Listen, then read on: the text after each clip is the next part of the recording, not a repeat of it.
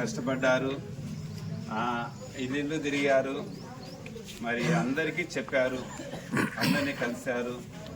మన వాళ్ళు కూడా ఆ రోజు పోయినాక మాకు ఇది మంచిగా ఏమంటారు వాటిని మురికి కాలువలు శుభ్రంగా ఉండాలి, మళ్ళా ఊర్లో లైట్లు వెలిగించాలని వీళ్ళు కూడా కొన్ని మాటలు చెప్పారు, చేస్తామని చేస్తున్నాను. మాట ఇచ్చిన ప్రకారంగా ఏమాత్రము స్వార్థాన్ని పోకుండా తారతమ్యాలు పోకుండా ప్రతి ఒక్కరి సేవ చేస్తానని హామీ ఇస్తున్నాను. 5 సంవత్సరాలు నా శాయశక్తుల న్యాయము అవినీతి లేకుండా చేస్తానని, అత్యధిక నిధులు ప్రభుత్వ ద్వారా తీసుకొచ్చి శాయశక్తుల వీలైనంత వరకు సేవ చేస్తానని హామీ ఇస్తున్నాను. అందరి సహకారంతో ఇప్పుడు ఈరోజు చాలామంది నాకు సహకరించారు, పెద్దలు 10-20 మంది నా వెంబడి తిరిగిరు, అన్నా మేము ఉన్నాయని చెప్పారు.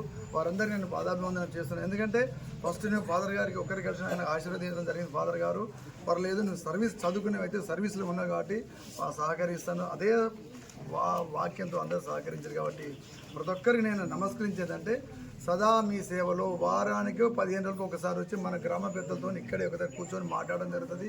100 సమస్యలు ఉండొచ్చు, కానీ ఒకటోటి మేము పరిష్కరించుకుంటూ వస్తాము. వచ్చే నిధులను బట్టి మన గ్రామ పంచాయతీ ప్రజలకు అమ్ముకోవడానికి గ్రామ 500 జనాభా ఈ యొక్క రేషియో ప్రకారము ఆ అభివృద్ధి కార్యక్రమం అమౌంట్ నేను కన్వర్ట్ చేస్తానని మరొక్కసారి హామీ ఇస్తున్న తల్లి.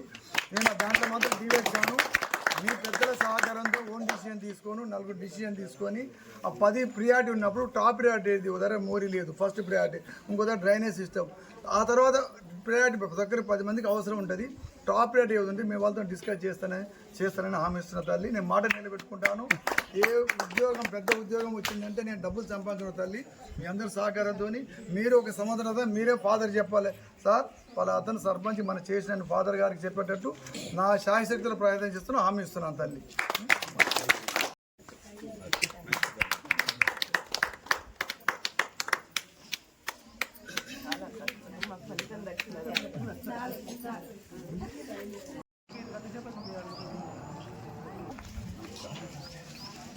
సో మన మధ్యలో నూతనంగా మరి ఎన్నుకోబడిన గెలుపొందినటువంటి పాలకూరి రమాదేవి నరసింహ గారు ఉన్నారు.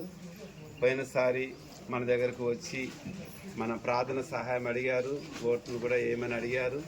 మరి మీ అభిమానంతో ప్రజలందరి యొక్క మా అభిమానంతో అత్యధిక మెజారిటీతోటి గెలుపొంది మరలా దేవుని దగ్గరకు వచ్చారు.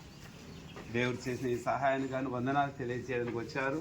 మరి సర్పంచ్గా మరి ఎన్నికైన తర్వాత మొదటిసారిగా మనతో మాట్లాడుతున్నారు. మరొకసారి రండి సార్, మీకు కంగ్రాచులేషన్స్ చెప్తున్నాం. మీ అందరూ